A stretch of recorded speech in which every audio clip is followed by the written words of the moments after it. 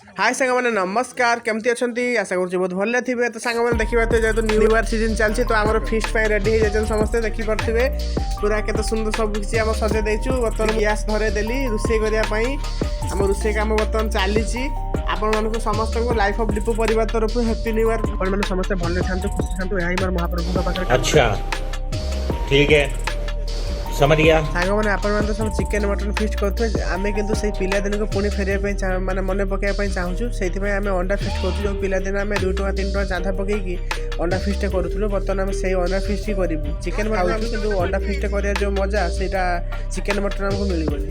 बर्तमान मो अंडा सिझाई बसई दूसरी अंडा सिझीगला यापर पुणी बसीगला आम देखा ये छाणा जाऊँगी फुलकोबी चिली कोबी गोटे हम फुलकोबी छाणा चलती ये आलू पकड़ छाणा ये अंडा आलू सिझिकी अच्छी ये समस्त जुगाड़ पत्र कर विशेषकर कालचंद बाबू बर्तमान टहलिया दायित्व अच्छा सी बर्तमान खाली खंता धरती मैडम सब कर देखिए आलू पकुड़ी छणाजी बर्तमान ये आम सब मसला परिवापत्र सब किसी अच्छी देखिपे। एवं आम आलू पकुड़ी पड़गला आलू पकुड़ी बर्तमान खिया चलती कि गोटे कढ़ा बाहरी गला माने बाहर बाहर ना कि पेट पूजा सरीगलानी देखिए मुझे छाणी चलती मैंने खाई चलती कालचंद बाबू मतलब हेल्प कर देखिए बर्तमान पियाज पियाज पड़ी पापड़ भी छाणगला पापड़ भी खिया बर्तमान सतरे छोट बेला भाया एवं भी सांग मान सब फिस्ट कर बहुत मजा लगे सतरे बहुत मजा लगे। देखिए आम अंडा झोल बर्तमान रेडी हो जाए अंडा झोल देखा केमती कमेंट निश्चित कहे आम खली रेडी होगा बर्तमान बाड़ी खाइबू एवं समय पाखापाखि रात 12 सकाल हो सब जिन गोटे आम चलू रोचे। नमस्कार जय Jagannath life of Lipu family तरफ समस्त को हैप्पी न्यू ईयर।